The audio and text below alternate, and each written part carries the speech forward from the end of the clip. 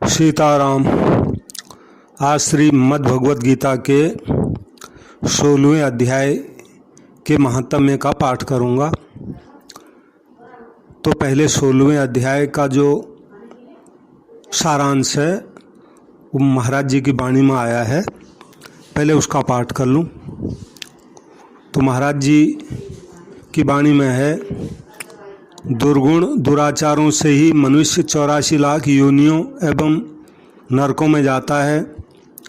अतः मनुष्य को सद्गुण सदाचारों को धारण करके संसार के बंधन से, जन्म मरण के चक्कर से रहित हो जाना चाहिए।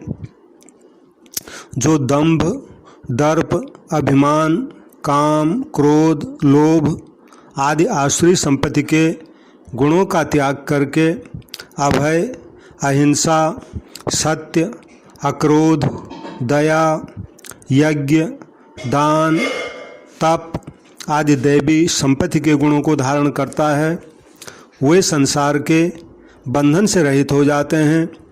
परंतु जो केवल दुर्गुण दुराचारों का, काम, क्रोध, लोभ, चिंता, अहंकार आदि का आश्रय रखते हैं, उनमें ही रचे पचे रहते हैं, ऐसे वे आसुरी संपदा वाले मनुष्य 84 लाख योनियों एवं नरकों में जाते हैं। सीताराम।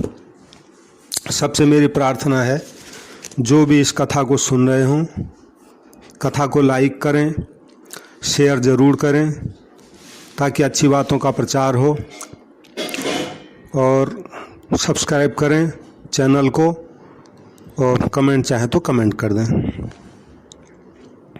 अब जो है 16वें अध्याय के 2 श्लोकों का पहले मैं पाठ कर रहा हूँ। 16वें अध्याय का नाम है देवासुर संपद विभाग योग, और इसमें 24 श्लोक हैं। श्री भगवान वाच अभयं सत्व संशुद्धिर ज्ञान योग व्यवस्थिति दानं दमश्च यज्ञश्च स्वाध्यायस्तप आर्जवम् अहिंसा सत्यं क्रोधस् त्यागः शान्तिर्पैशुनं दया भूतेष्वलोलुप्त्वं मार्दवं ह्रीर्चापलम्। तो ये देवी गुणों के, देवी संपदा के लक्षण बताए हैं यहाँ पे। अब श्रीमद् भगवद गीता के 16वें अध्याय का महात्म्य, ये भगवान महादेव जी और माता पार्वती के आपसी संवाद के अंतर्गत आया है और स्कंद पुराण से ये लिया गया है। तो श्री महादेव जी कहते हैं, पार्वती अब मैं तुमको गीता के 16वें अध्याय का महात्म्य बताऊंगा, उसको सुनो। गुजरात में सौराष्ट्र नामक एक नगर है, वहाँ खड्गबाहु नाम के एक राजा राज्य करते थे, जो दूसरे इंद्र के समान प्रतापी थे। उनके एक हाथी था जो मद बहाया करता और सदा मद से उन्मत्त रहता था। उस हाथी का नाम अरिमर्दन था। एक दिन रात में वह हठात सांकलों और लोहे के खम्भों को तोड़ फोड़ कर बाहर निकला, और हाथीवान उसके दोनों ओर अंकुश लेकर डरा रहे थे।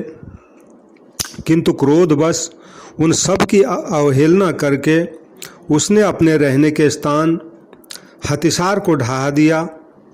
उस पर चारों ओर से भालों की मार पड़ रही थी, फिर भी हाथीवान ही डरे हुए थे। हाथी को तनिक भी भय नहीं होता था। इस कौतूहलपूर्ण घटना को सुनकर राजा स्वयं हाथी को मनाने की कला में निपुण राजकुमारों के साथ वहां आए। आकर उन्होंने उस बलवान दंतैले हाथी को देखा। नगर के निवासी अन्य काम धंधों की चिंता छोड़ अपने बालकों को भय से बचाते हुए बहुत दूर खड़े होकर उस महाभयंकर गजराज को देखते रहे। इसी समय कोई ब्राह्मण तालाब से नहाकर उसी मार्ग से लौटे। वे ब्राह्मण गीता के 16वें अध्याय के अभयम आदि कुछ श्लोकों का जप कर रहे थे।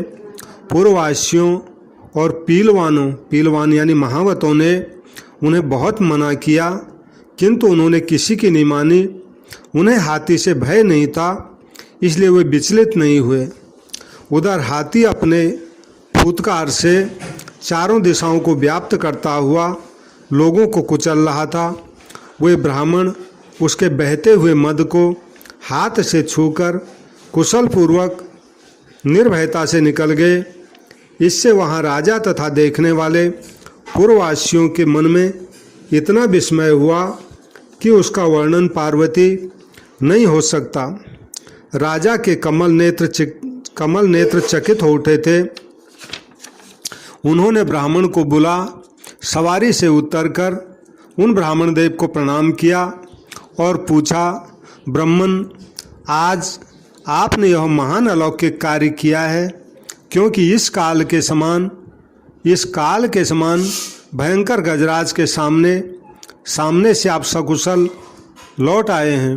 प्रभो, आप किस देवता का पूजन तथा किस मंत्र का जप करते हैं, हमें बताइए। आपने कौन सी सिद्धि प्राप्त की है, ये भी बताइए। ब्राह्मण ने कहा, राजन, मैं प्रतिदिन श्रीमद् भगवद गीता के 16वें अध्याय के कुछ श्लोकों का जप किया करता हूँ। इसी से सारी सिद्धियाँ मुझे प्राप्त हुई हैं। भगवान महादेव जी कहते हैं, पार्वती, तब हाथी का कौतूहल देखने की इच्छा छोड़कर राजा ब्राह्मण देवता को साथ ले अपने महल में आए।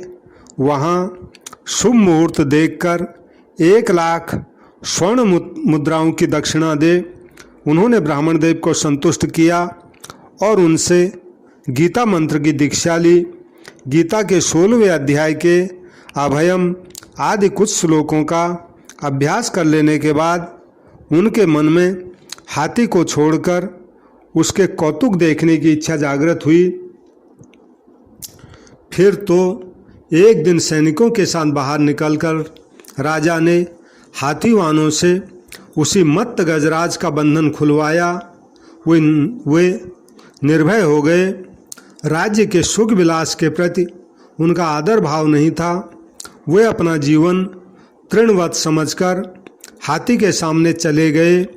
साहसी मनुष्यों में अग्रगण्य राजा खड्गबाहु मंत्र पर विश्वास करके हाथी के समीप गए और मद की अनवरत धारा बहाते हुए उसके गंडस्थल को हाथ से छूकर सकुशल लौट आए। काल के मुख से धार्मिक और खल के मुख से साधु पुरुष की भांति राजा उस गजराज के मुख से बचकर निकल आए। नगर में आने पर उन्होंने अपने राजकुमार को राज्य पर अभिषिक्त कर दिया तथा स्वयं गीता के 16वें अध्याय का पाठ करके उन्होंने परम गति प्राप्त की। जय सिया राम। अब श्रीमद्भगवद गीता के इस 16वें अध्याय के आखिरी 2 श्लोकों का पाठ कर रहा हूँ, 23 और 24। भगवान वाच यः शास्त्रविधिमुत्सृज्य वर्तते कामकारतः न सो सिद्धिमुवाप्नोति न सुखं न परांगतिम् तस्मात् शास्त्रं प्रमाणं ते कार्याकार्यव्यवस्थितौ ज्ञात्वा शास्त्रविधानोक्तं कर्म कर्तुमिहार्हसि। अब तुलसीदास जी महाराज जी के 2 दोहे हैं दोहावली से। जो मधु मरे न मारिए माहुर देई सुकाऊ जग जिति हारे परसुधर हार जिते रघुराव। तुलसीदास जी कहते हैं कि जो शहद से ही मर जाए उसे जहर देकर कभी नहीं मारना चाहिए। परशुराम जी सारे जगत को जीत कर भी श्री रामचंद्र जी की मधुमयी वाणी से हार गए और श्री रघुनाथ जी परशुराम जी के सामने अपनी हार मानकर भी जीत गए। गजब। अगला दोहा है, पेट न फूलत बिनु कहे, कहत न लागई ढेर, सुमति विचारे बोलिए, समुझ कुफेर सुफेर। सुंदर दोहा है। तुलसीदास जी कहते हैं, किसी बात के न कहने से तो पेट नहीं फूल जाता, और कहने से सामने बातों का ढेर भी नहीं लग जाता। अतएव समय असमय को समझकर और पवित्र बुद्धि के द्वारा विचार करके ही यथा योग्य वचन बोलने चाहिए, यानी समय के अनुसार से ठीक ठीक बोलना चाहिए। सीताराम। सबसे मेरी पुनः प्रार्थना है, जो भी इस कथा को सुन रहे हैं, अगर आपको कथा पसंद आए तो कथा को लाइक करें और शेयर तो ज़रूर करें, कमेंट भी करें और मेरे इस चैनल को सब्सक्राइब करें। सीताराम सीताराम सीताराम।